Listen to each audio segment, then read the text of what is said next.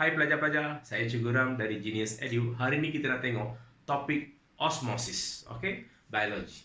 Now, first of all, anda kena tahu definisi. Okay, definition is very important. Air bergerak dari kepekatan air tinggi ke rendah sampai mencapai keseimbangan dinamik. Dalam bahasa Inggeris, water molecule move from high concentration water to low concentration water until reach a dynamic equilibrium. Okay, tengok di sini.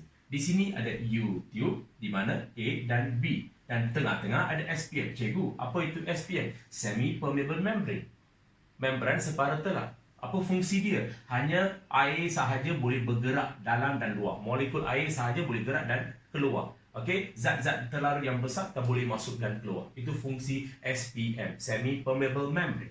Apabila dapat soalan begini, first of all, you tengok bahagian mana lebih pekat. Which one is more concentrated? A or B? Pelajar, B ada 10% sucrose, A ada 5% sucrose. Maksudnya ini lebih pekat. Very good. Now, di mana how to check which one is more concentrated? You kena tahu dua kepekatan. Satu, concentration of solute. Another one, concentration of water. Kepekatan zat terlarut. Satu lagi, kepekatan air. Okey, pelajar, you kena ambil dua point ni untuk dua bahagian. So, apabila sebelah sini lebih pekat, maksudnya yang mana lebih tinggi? Solute ataupun water? Zat terlarut ataupun air? Of course, solute, right? Solute tinggi. Water rendah. Now, sebelah sini pula, solute rendah, water tinggi. Yes or no, pelajar? Okay, so pelajar, apabila soalan keluar tentang osmosis, anda kena ingat 3 point, which is COP. Anda kena ingat 3 point, di mana COP? Cikgu, apa tu COP? K, kepekatan. O, osmosis. P, perubahan. Faham? Dalam bahasa Inggeris, kepekatan, concentration, osmosis sama, changes.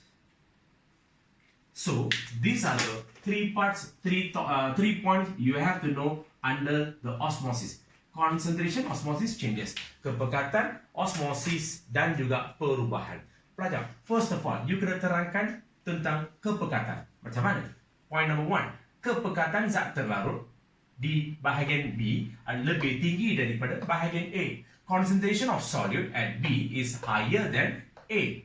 And kepekatan air di bahagian A pula lebih tinggi daripada bahagian B. Or concentration of water at A is higher than B. Point number 1. Sudah settle. Point number 2. Osmosis. Pelajar, apa itu osmosis? Air akan bergerak dari kepekatan tinggi ke kepekatan rendah. Water particle will move from high to low concentration of water. Where's the high concentration of water? Sebelah A ataupun sebelah B? Tengok sini pelajar. Sebelah A, kepekatan air adalah tinggi. So, concentration of water here is higher than B. So, water akan bergerak daripada A ke B ke B ke A. Pandai. A ke B. So, water particle or water molecule will move from A towards B. Point number 2, pergerak osmosis. Mengikut osmosis, air akan bergerak dari A ke B. Ini point number 2. Okey, number 3. Perubahan. Pelajar, lepas bergerak, apa jadi? Apa perubahan? Aras air di B akan meningkat. Di mana di A akan menurun. Betul tak pelajar? Betul.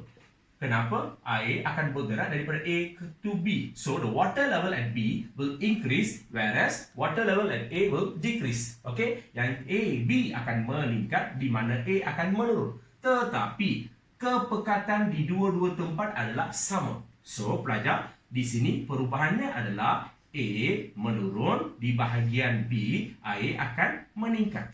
Tetapi, kepekatan or concentration A and B are same. Concentration at the A and B are same. Cikgu, macam mana? Contohnya, awak masukkan air dalam 2 gelas yang sama. Sama size. Di sini ada 100 ml, di sini ada 100 ml. Gelas A, gelas B. Gelas A, masukkan 2 spoon gula. Gelas B, kita masukkan 5 spoon gula. Yang mana lebih pekat pelajar? Obviously, B lebih pekat daripada A. Yes or no? Boleh tak kita jadikan dua-dua kepekatan menjadi sama? Boleh. Dengan cara anda kena tambah air. Apabila tambah air, air di sini akan meningkat. Tetapi end of the process, dua-dua kepekatan menjadi sama. Both concentration will become equal, right? Apply konsep yang sama di sini. Faham tak pelajar? So untuk osmosis anda kena tahu 3 poin. 1, kepekatan. Kedua, osmosis. Ketiga, perubahan. Concentration, osmosis and changes. Are you clear? Jumpa lagi. Bye.